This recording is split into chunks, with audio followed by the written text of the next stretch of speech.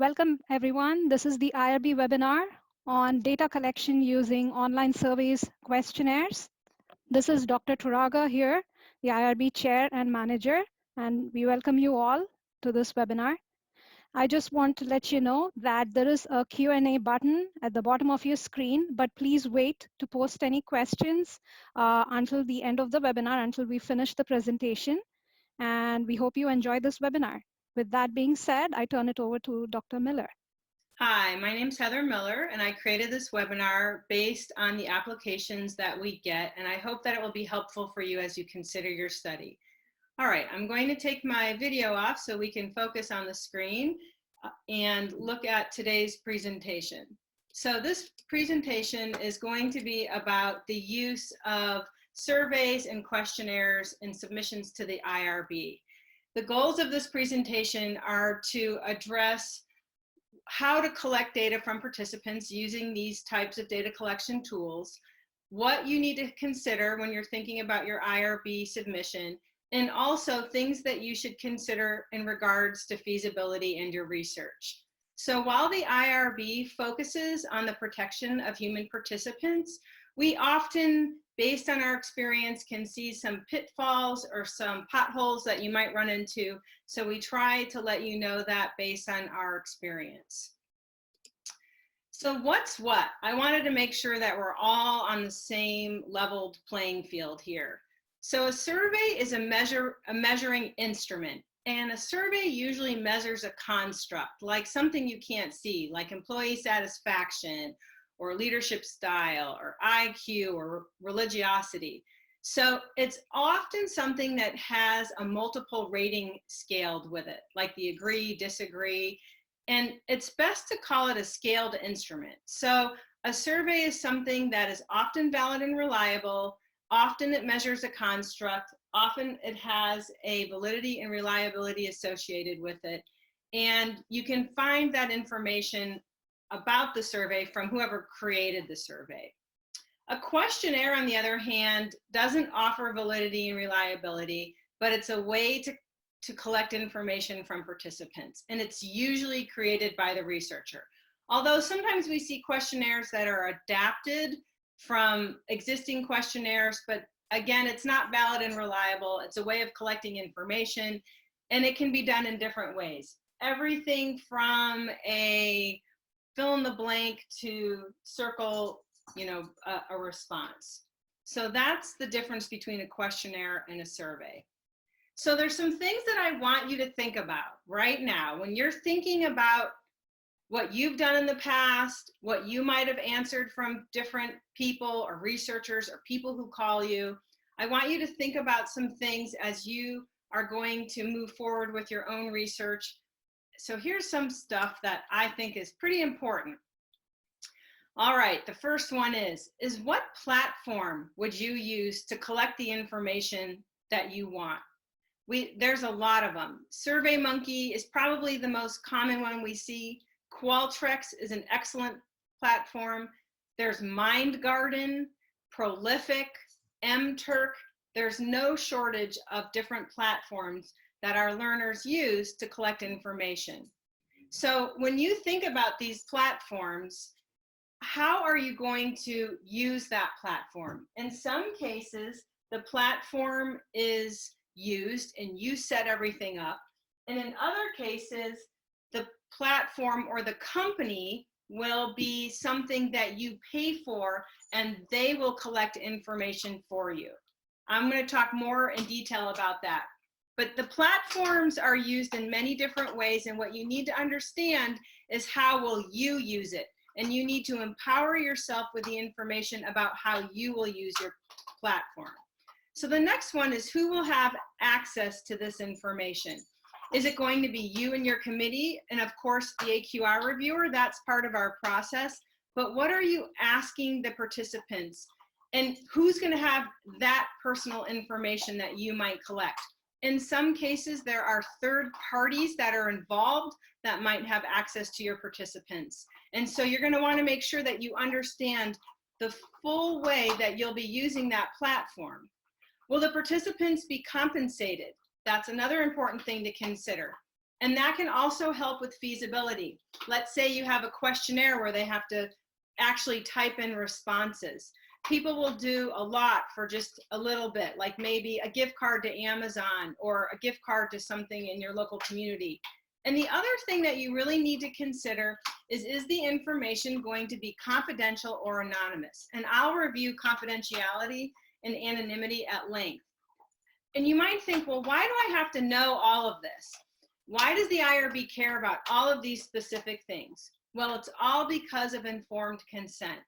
Informed consent is a letter. It's actually technically called a consent letter, where people are informed to make the decision on whether or not to participate in your research study.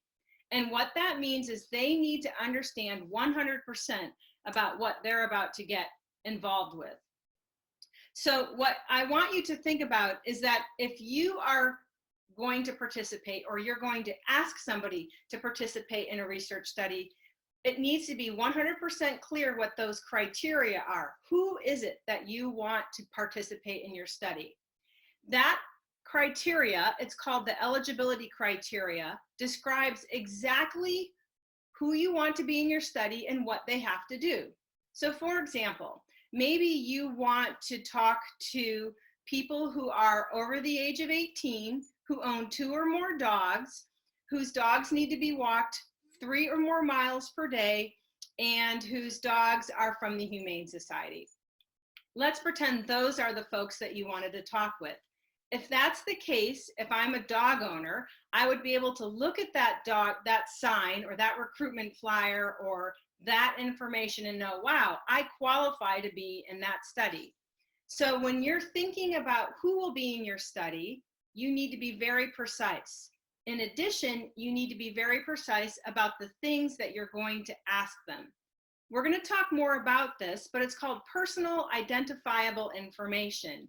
If you're going to ask people personal identifiable information, that would be part of your eligibility criteria, because you want to be sure that your participants know what exactly you're looking for.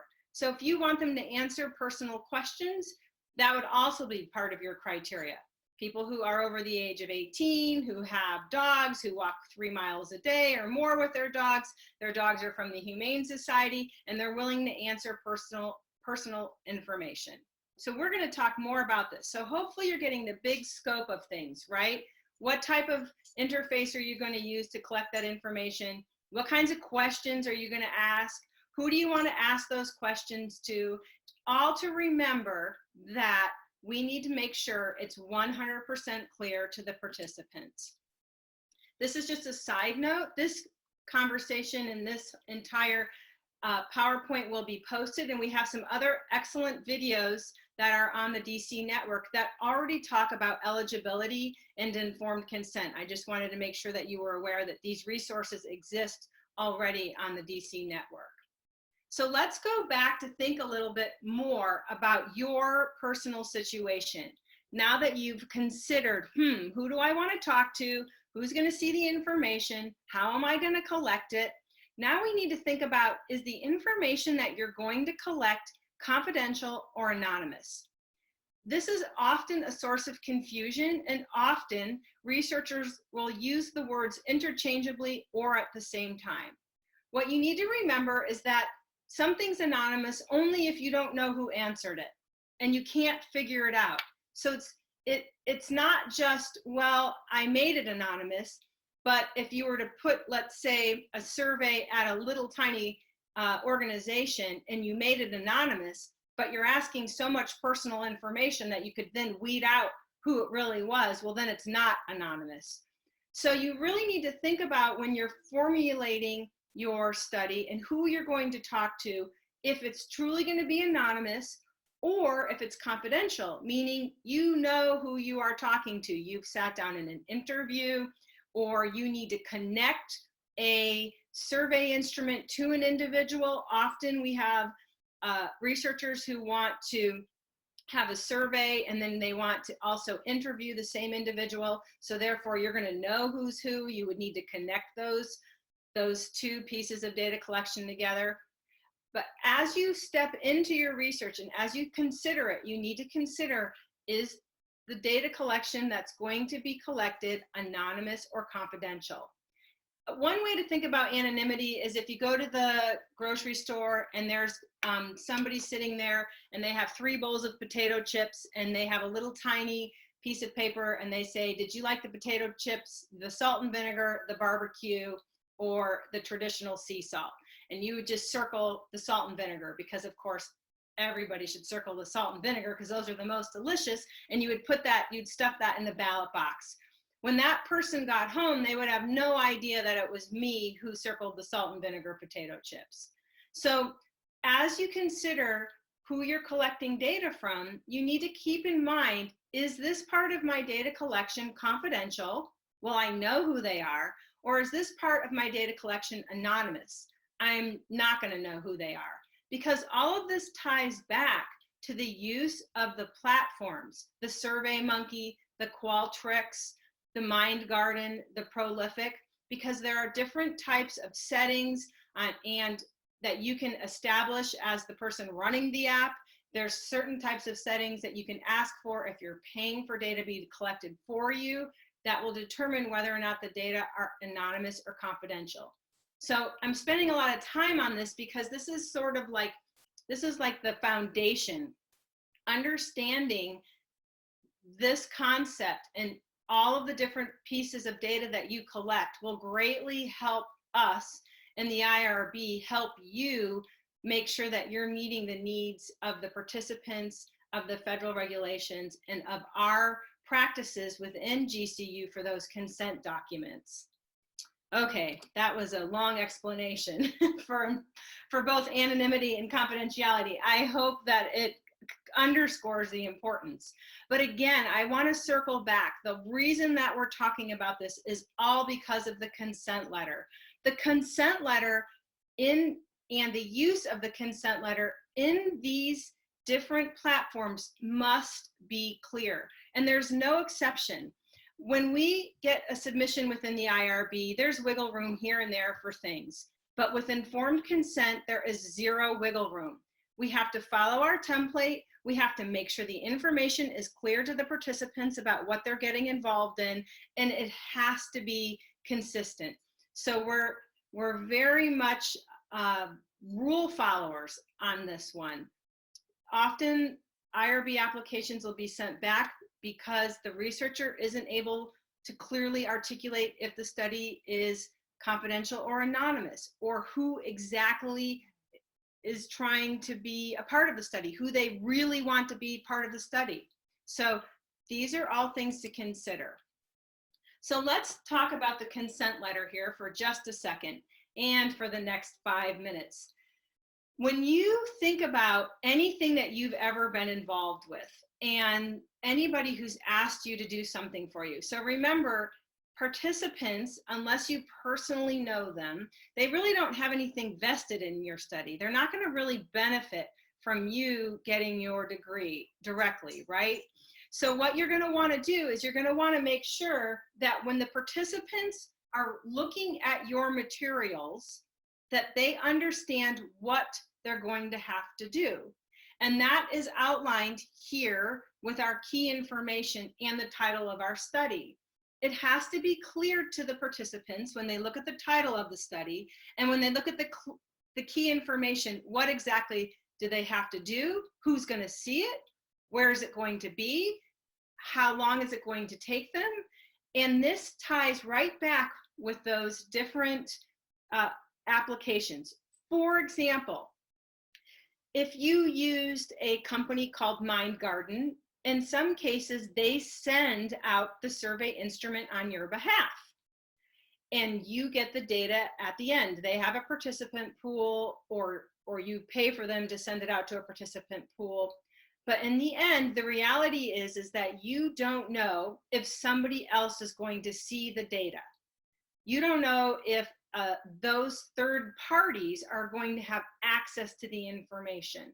So your job as a researcher would be, of course, to find out the policies and practices of the app that you're choosing to use and make sure that in the informed consent, it's 100% clear to the participants.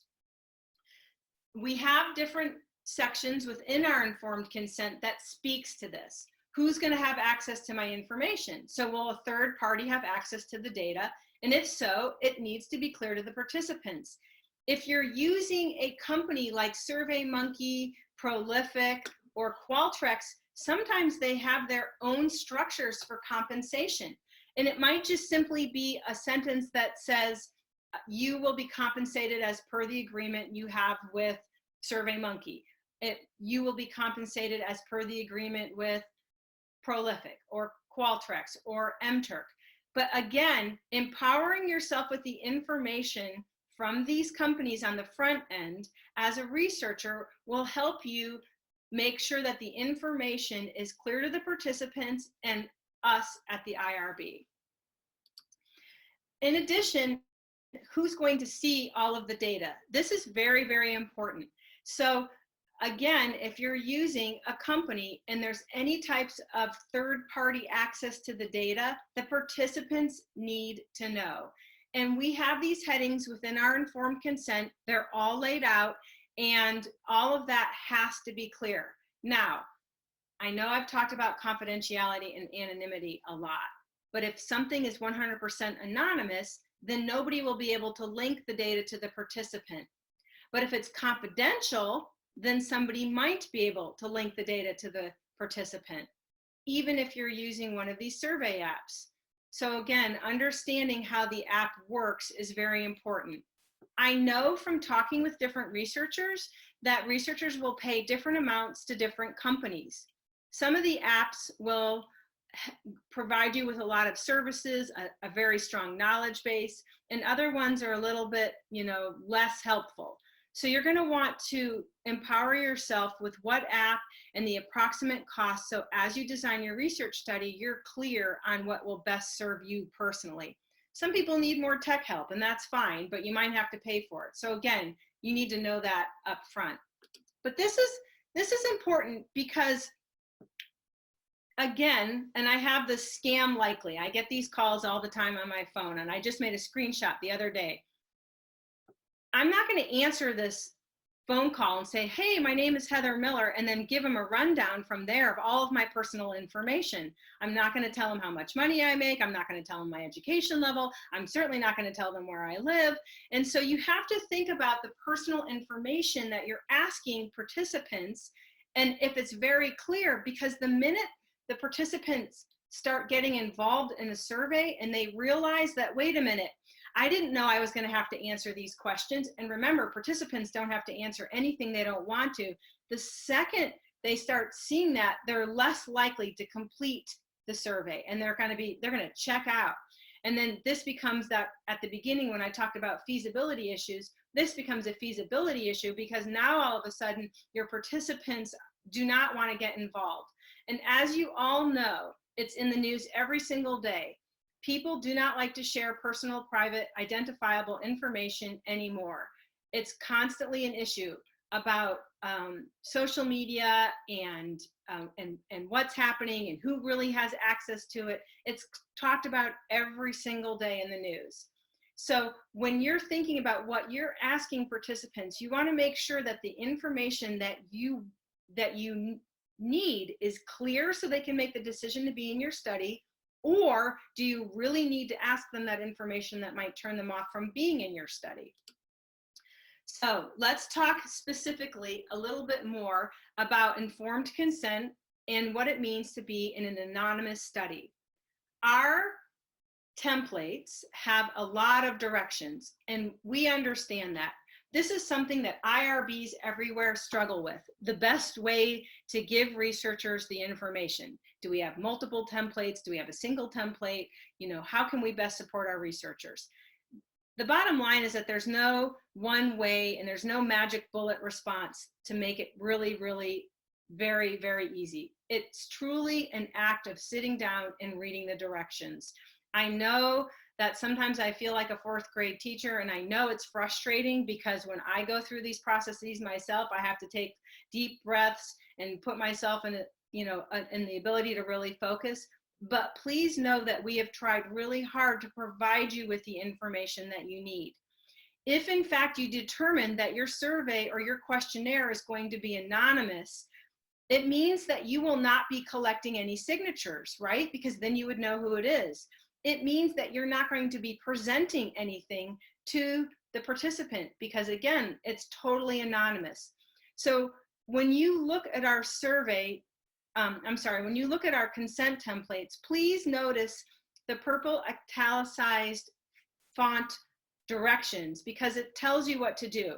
In this case, if you have an anonymous survey, you're going to have a button at the end that the participant would click. It would either be I agree or I don't agree.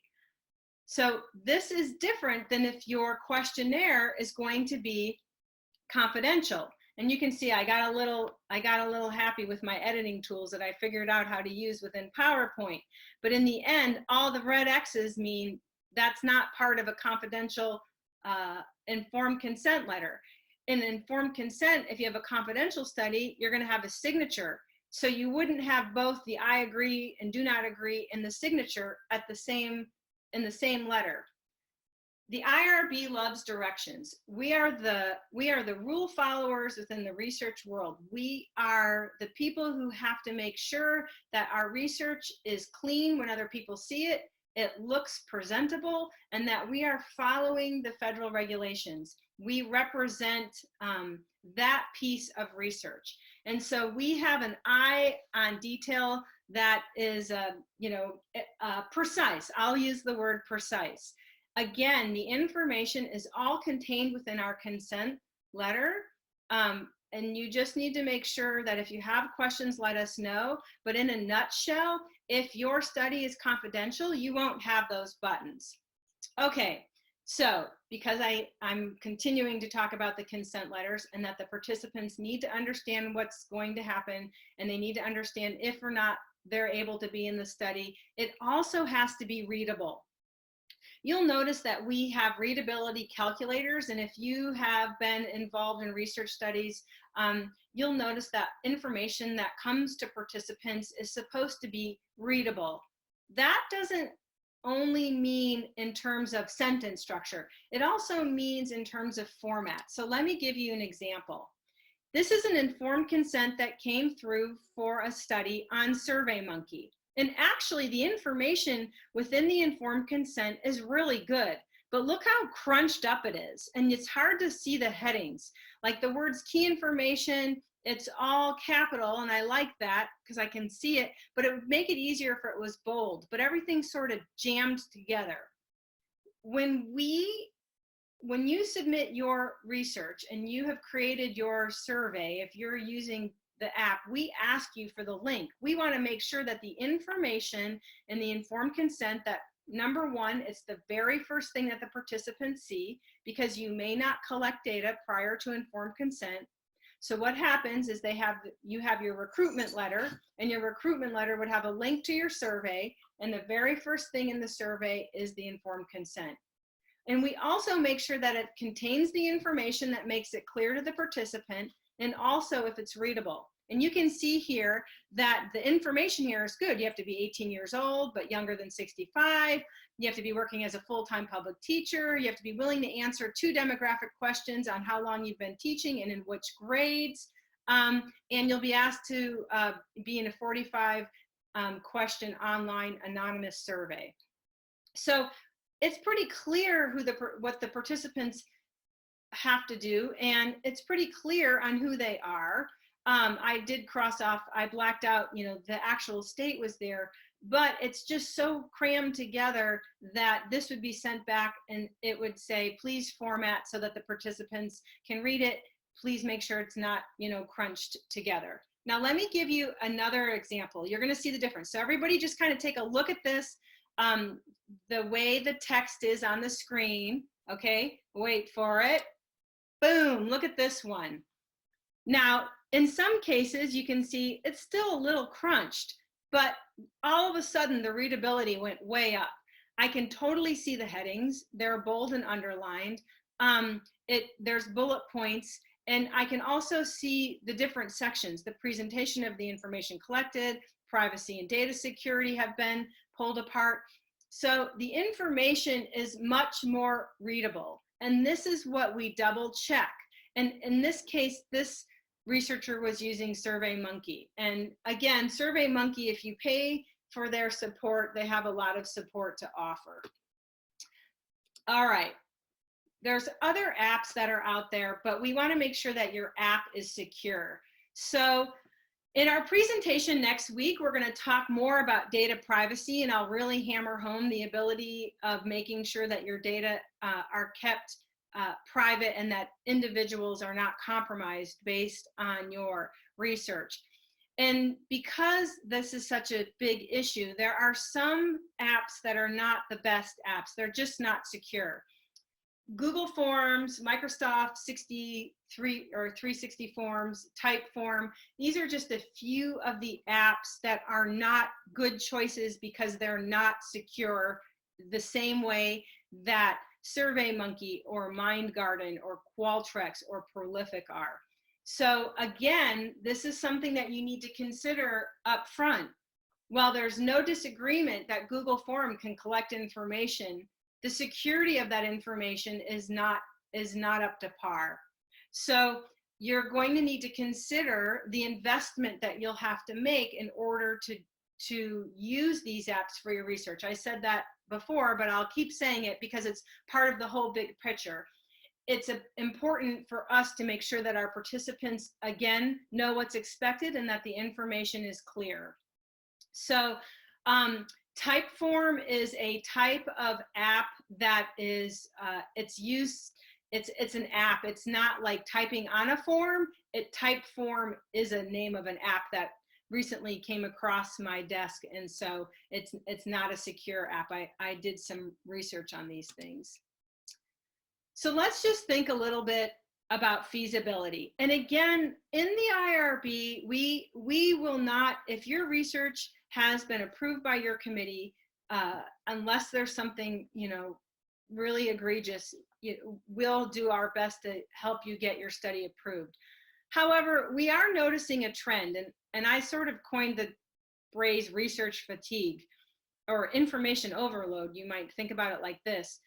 Participants are, people are tired. There's tons of information. We hear about risk every day in terms of social media and online and surveys and who's accessing our information and something getting hacked. And, I shop at Target and now they have all my credit card information. I mean, it's relentless, right? So when you're thinking about what you're going to ask your participants and what you need from them in terms of time, make sure that you're very, very clear. So, because you want the people to participate. So a few things that you might consider is that don't tell participants that you're not going to use their data if they don't finish the survey. And I'll talk more about this, but you need to have a clear plan with what you'll do with missing data and what your sample size, your minimum sample size needs to be. But if somebody goes through a 60 itemed survey instrument and misses one, and you decide you told them that you would toss it, then you have to toss it. If in your proposal you said, I will not use, anything unless every single response is answered, well, in that case, what ends up happening is that now you've put yourself in a pickle that you might have to throw away pieces of data that could otherwise, if you had a plan for them, could be remedied. For example, if when you're writing your proposal, you go through a detailed plan of how you'll account for missing data, what percentage of that data can actually be missing, support all of this with the research. So in case you do get a survey back and there is a missing data point, that you don't have to throw out that entire survey. The other thing about considering is this personal identifiable information. The personal identifiable information will definitely turn off some participants from answering the rest of the survey or the questionnaire and risk you not getting any data at all. This is really becoming more and more of a challenge for us in the IRB as we see researchers come back to collect additional data, because after months and months of trying, they're not able to collect anything. They don't have the sample size they need, and they're not getting people to participate. So again, with the current things that are happening, just within the, within our programs and what we see happening with learners not getting all of the data that they want from participants. And then when you just think about the fatigue of what we hear day to day from the news about people and privacy risks, really consider what you're asking and if you really need to ask them that. And finally, and this again, these are all things that you need to consider with your committee. These are just a few bird's eye view items that we've noted at the IRB. The other thing to consider is that companies like SurveyMonkey, Qualtrics, Prolific, depending upon the eligibility criteria,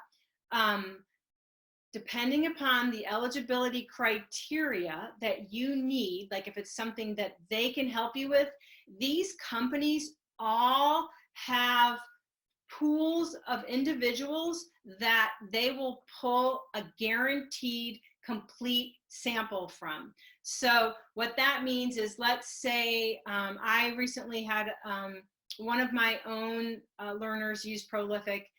He was looking for individuals, I think between 18 and 25, to answer a scale on narcissism, and they had to live within the US. So it was pretty, he could get a response from anybody between 18 and 25. And the only personal identifiable information he was asking was gender. Well, Prolific, he put that criteria to these 3 companies, and Prolific had the most economical choice, and they guarantee you a complete data set. Now, none of these companies are cheap. They're expensive because, of course, they have to keep their pools of participants. But again, it may be worth considering instead of administering the instrument yourself. And I just want to say, in all cases, this is not up to the IRB. This is up to your committee, and this is up to your chair and the committee that you work with. However, if they are on board, these companies can generate the data very, very quickly. So it might be worth it. Okay. And I want you guys to plan for worst case scenario. You know, the whole airplane hypothesis, if you're, put your oxygen mask on first and then help everybody else. This is really, really important because you need to think about your study and who you're asking, what you need them to do, and you need to have a clear plan. For example, you need to have a clear plan on how missing data will be addressed. You need to have a clear plan on how to impute that missing data. You need to have a clear plan on the time frame for data collection. And if you're not getting the data that you need, then you need to go ahead and make sure that you need to circle back with your committee and brainstorm with us in the IRB and how we can support you. But please don't sit around doing the same thing over and over and over again if you're not getting the results that you need. Make sure that you plan for the worst case scenario and make sure that you're ready to implement that plan in case you're not getting the data you need in a reasonable amount of time. And when I say reasonable amount of time, that's largely going to be up to you and your committee. We can provide guidance on what we've seen, but again, you want to make sure that you're ready to rock and roll. So remember, you need to understand the platform that you're using, SurveyMonkey, Qualtrics. You need to understand what that platform will do for you. You might need to do more inquiry about the type of support that they provide so that you can best use that platform. You need to be able to make sure that you have clarity on who will have access to that information. What are you asking the participants? If a third party is going to have access, you need to make sure you have clarity on how the participants will be compensated, and you need to make sure you understand whether or not your data are confidential or anonymous. Remember, the very first thing before you collect any data is that informed consent is on the very first page of whatever platform that you're using. There is absolutely no exception to this. You may not collect personal identifiable information without having and I wrote here a signed consent letter, but an agree or disagree if it's in the case of anonymity. You may not go through and say and ask them personal information that could identify them until they've gone through the informed consent process. It must be the very first page your informed, of your survey or your qualitative questionnaire, or your questionnaire, however you're using it. So there's lots of other things to consider. And again, this is outside the purview of the IRB, but I just wanted to kind of toss it out there. When you're collecting data from these different types of instruments and using these apps, you're going to want to make sure that you're getting the data that you want. And there's been, in the last year, a lot of information pop up that bots are now answering our survey. So those bots are busy, and people who program those bots are busy. So there's information, again, as you learn more about surveys and deploying surveys, that you can put in, little, I guess, things that catch them. So then you know if it was a bot that answered your survey or not. Of course, if you pay one of those companies like Qualtrics or SurveyMonkey or Prolific, they help you understand, or they help you know that, the data is as good as it's going to get, because they have the participant pools. So there's a lot of ways of thinking about this information. Okay, so that is the end of the presentation. And I'm going to go ahead and start to say hello and look at the questions here. Thank you so much. Again, a few things here. So I see Tara North said, can you use DocuSign if a confidential survey is used? And I'm not going to pretend to be an expert in every single app, but the bottom line is that the informed consent cannot be a separate piece of the puzzle. It's not something that, if they have to take a survey, it's not something that you email them separately and then somehow try to link the survey to the informed consent. The informed consent, and I will say it again, must be the very first, it's like the splash page of the survey instrument. So there's no exception. There's no exception to that. And what an app does today can change by tomorrow, right? So if your app that you're going to use is secure, and the very first thing that when I'm a participant I see is the informed consent, and then I can click on and go ahead and do the survey, that is what we need. So I can't answer specifics about specific apps, because I'm clever enough to know that they change in a hot second. Okay, does a student have to have their chair and committee approval study before submitting the IRB? They have to have their chair will sign off on all IRB submissions. So the first time, subsequent revisions can be directly submitted by the learner without the chair approving them, although we recommend that the chair circles back with the learners, and we will provide you with guidance and instructions on how to do that when the submission comes back to you. Okay, Howard has an interesting one.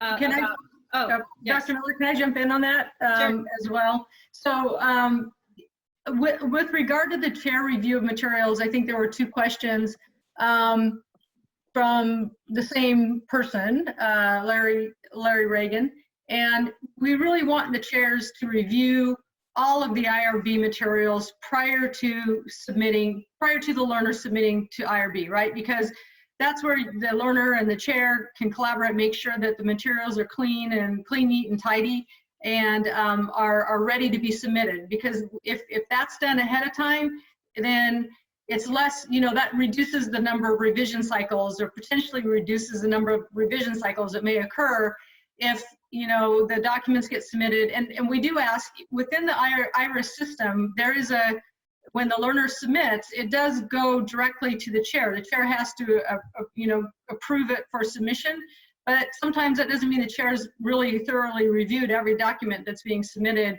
in that particular submission. So a pre-review with your chair with all the materials is really a solid idea. And then once it goes into the system, your chair can then go back and look in the submission documents to make sure everything's where it's supposed to be, and then click approve and send it on for IRB review. But the more your chair is involved with that process, the better. I'd like to answer. Oh, Go ahead. I would like to jump in. This is Dr. Turaga here. Going back to the question on DocuSign.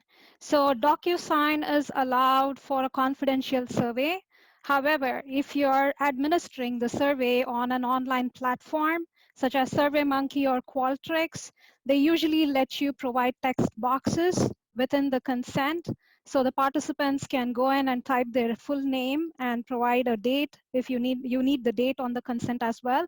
So that is how you would work for a confidential survey on an online platform.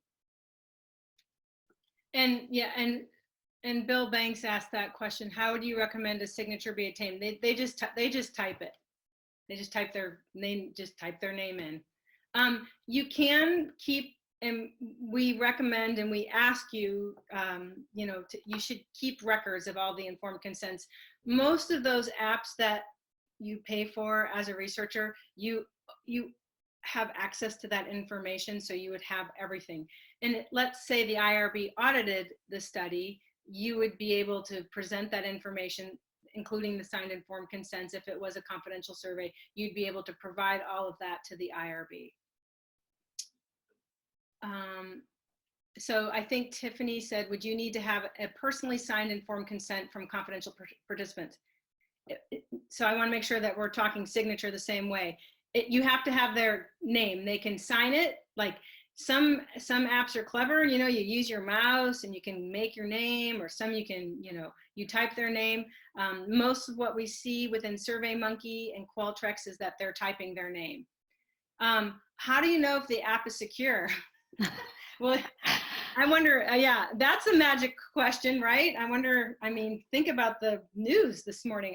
Who knows, right? We're doing our best with what we know.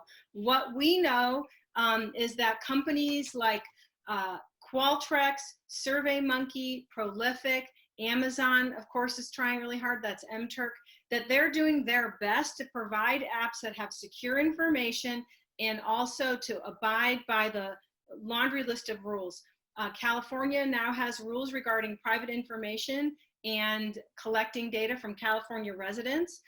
There's something called GDPR, which if you're going to collect any information at all from people in Europe, and again, we'll talk about this more next week, but these app companies are doing their best to stay abreast of the regulations that surround this. And so this team is not app developers. That's not our forte. So we have to trust what we hear. And we recently went to the National Conference for IRB Professionals, and it was discussed, and companies like SurveyMonkey actually have buttons that you can click that say, okay, I can collect data, but I can't collect data from anybody in Europe because I don't want to have to abide by the GDPR. Or honestly, the California one just rolled out at the beginning of this year. And so the app companies, some of them are trying to keep up. What we do know are apps that are not secure are apps like within an organization that are linked to individuals. So if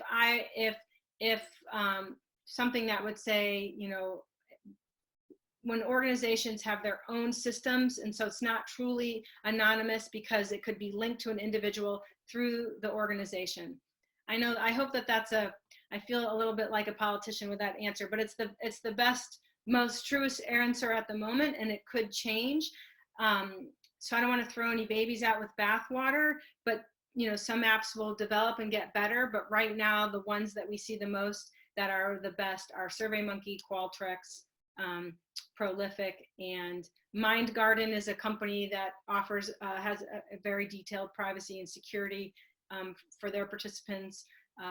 MTurk, again, those seem to be the biggest ones. You could teach us, there could be more. We're definitely open for that, but we just want to make sure that it does, to the best of our ability, meets it. Okay. You want to go ahead? Yeah, the next question is again from Larry Reagan. How can we get a copy of the session or review again later? We have recorded this session and we will add closed captioning to this recording and post it on the IRB Research Center page on DC Network in a couple of weeks.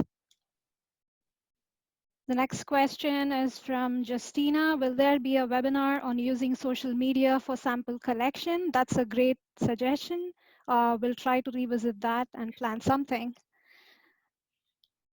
Um, and Dr. Miller, do you want to go ahead with the Sure. next? Okay. Sherry Brown. Adobe Pro has a signature for informed consent similar to DocuSign, that be sent via email, would sign it using the Adobe signature. Okay, so I just want to make sure that we're, again, I'm the master of clarity, drives my kids nuts, but if you're giving a survey, it wouldn't be a separate platform, right? It would be the first page. But if you were going to interview somebody, so let's say I'm going to interview Dr. Garrett, and I want to get informed consent for her, and I have the know-how how to use that Adobe Pro, and I send it to her online. We're going to interview via Zoom, and I present it to her because I present the informed consent, and then Dr. Garrett signs it, and then she uses that system, and then I have a record of it. But that is different. That is different than if I wanted Dr. Garrett to fill out a survey instrument that measures job satisfaction. Then the informed consent would have to be the first page, and she would be doing that on her own time, right? I wouldn't be sitting here kind of hovering over her while she's clicking the radio buttons about job satisfaction. So some of these other apps, like the DocuSign or the Adobe, would be great for presenting informed consent if you were doing an interview with your participants and it's in a distributed environment and you want to send it to them, and then you're going to review it with them right prior to the interview, and they click on it and then they have their information. But that's different than if you're giving them a link to a survey. So I hope that I know it seems like I'm hair splitting, and I am, but the difference is that you're presenting somebody with informed consent and getting their information versus you're giving them a link. The link is a one-stop shop. I guess that's the easiest way to think about it. When that participant gets the link, they open it up, they see the informed consent, then they continue on to the survey depending upon if they type their name, if it's confidential, or I agree it's anonymous. Okay, I would like to answer the next question. The question is about field testing, interview questions prior to IRB permission. So just want to be clear. So this is a very general question. We need to know who your participants are. Who are you going to field test? There are certain parameters we need to consider, so we can give an answer on this webinar right now. So please look for the information on the field testing soon. And the next question. Stacy's asking, of all the survey providers, which one has got the highest success rate? Okay, so I kind of know this, Stacy. So this is what I know. I know that most researchers use SurveyMonkey because I think that they've done a fabulous job with their marketing. But it doesn't mean that they get a better response than the researchers who use Qualtrics.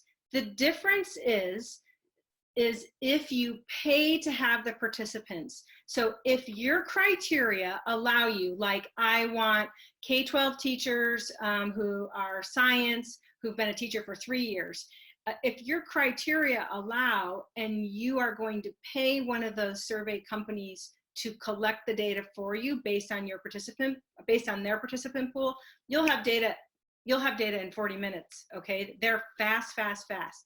If you're going to administer the survey yourself based on those same criteria, K-12 teachers, over 3 years, it could take longer. It depends upon how you're going to recruit, but the survey apps that we're recommending, all of them are good. I do know that depending upon the criteria, if you have them collect data for you, some are more expensive than other. And think of it like this: the more unique the criteria, the smaller the overall population on the planet, right? So the more expensive I can see that our researchers are paying versus a criteria that's broader. So if you're collecting data and you're paying SurveyMonkey to collect data from you from all participants who are entry-level workers in restaurants, okay? And I know this because I've seen this one recently. Entry-level workers in restaurants, there's a lot more of entry-level workers in restaurants, so that learner pays less than a learner who wants a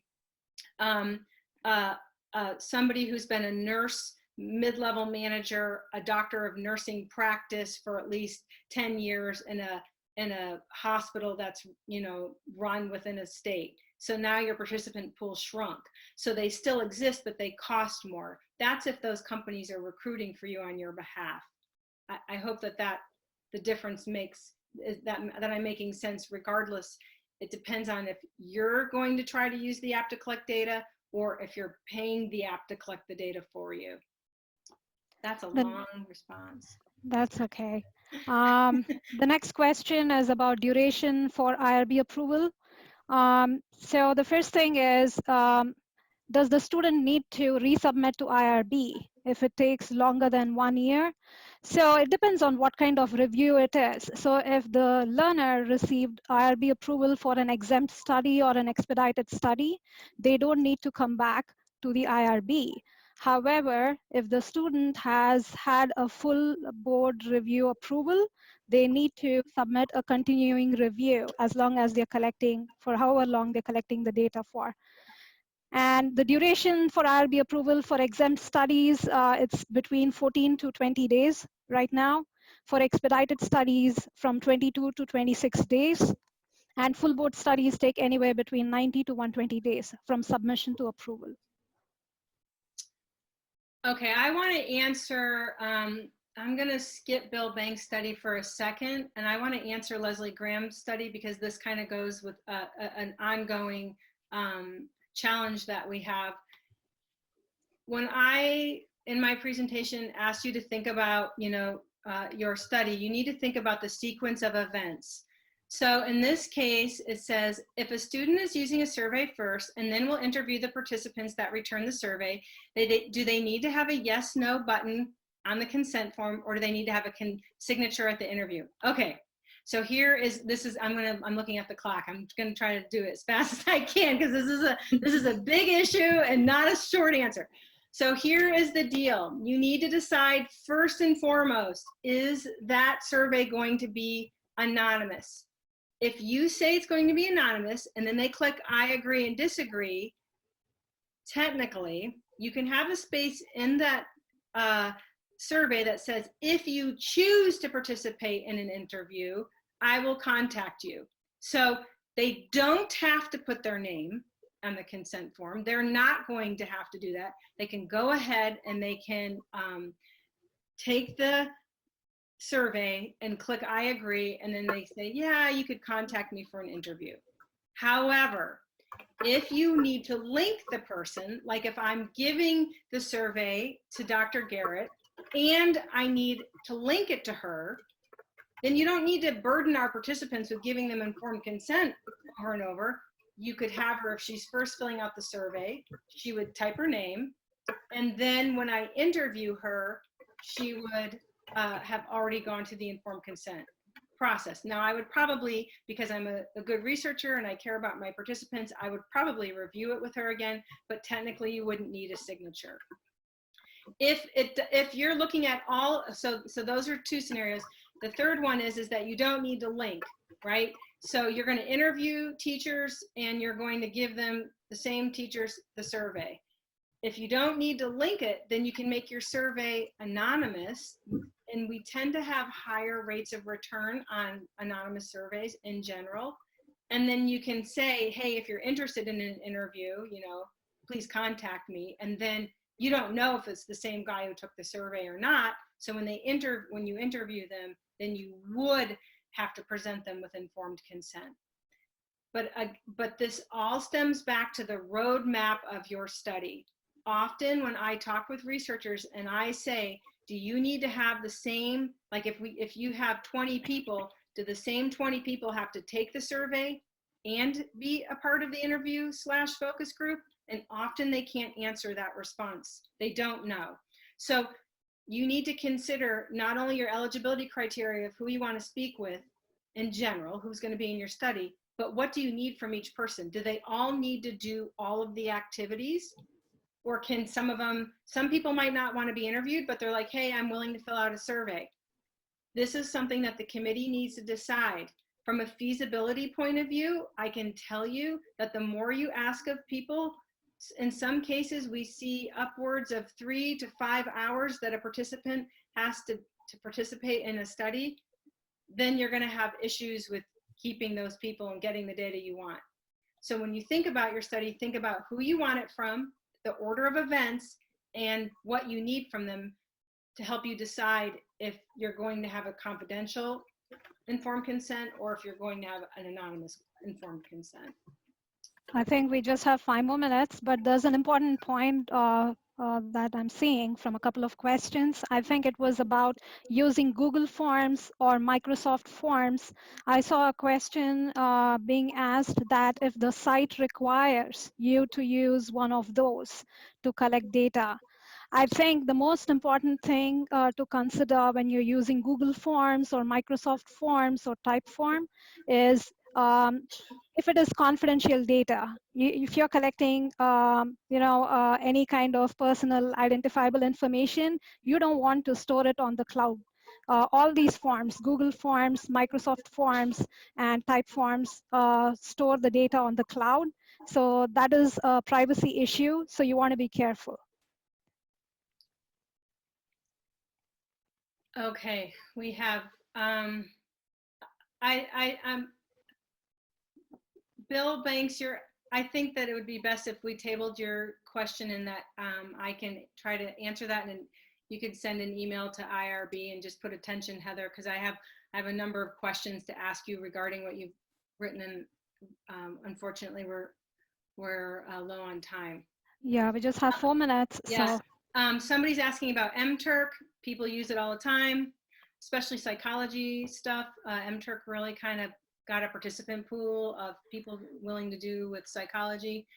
And then Kellen Lee, I have a more general IRB question related to online survey. I'll be conducting a quasi-experimental in a pre-post-test manner. If I send out an email blast to recruit participants, do I need out anything in terms of site permission? I ask because my target population are collegiate athletes, and I'm planning on sending them out to collegiate student athletes from multiple universities. Again, that's a too complicated question to answer in the 3 minutes that I have allotted. So I think follow up with us. I think we should bring this webinar to a conclusion by saying that, whichever platform you use, you have to consider the privacy policies for that platform. Carefully review any data sharing requirements they have. So please review that, and also make sure that you're able to set up the requirements, whatever requirements you have for your study, you're able to set those up on the online platform. I think those are some things you have to consider. And with that, I'll also, yeah, thanks, Dr. Traga. And I'll also jump in. This is Dr. Bainbridge. For those questions that we didn't get addressed in this webinar, please know that we'll continue to hold training webinars for doctoral learners and chairs over the next few months, and we invite you to come and back and attend. Also, we have IRB office hours, and those office hours are every Wednesday morning. Is that correct, Dr. Traga? From 11 to 10:30 to 11:30. 10:30 to 11:30. And so Dr. Garrett, Dr. Traga, Dr. Miller, they're all will be available or rotating in to help answer questions. So please join the office hours. The link is on the DC network. As Dr. Miller just mentioned, we do have an IRB email where you can send your questions in. And that link is also on the DC network and the IRB Research Center. And if you just click on the link, that your question will be routed to the IRB forum, and also our irb@gcu.edu is our email inbox to send those kinds of questions to us. We want to make sure we support you all in the best possible way, and so please attend the office hours or reach out through the DC network or our IRB email. thanks everyone. Hope you enjoyed the webinar today. Dr. Miller. Are we gonna, I just want to confirm, there's a lot of fabulous questions and answers here. I mean, our questions, I really appreciate those questions. I want to make sure we'll keep track of those questions, and I will either answer them to you personally, or we'll put together a tiny baby podcast of me answering them, because I think they're excellent, and they're excellent feedback for future webinars. So thank you, but we will answer you. Thank you so much, everyone. Have a great evening.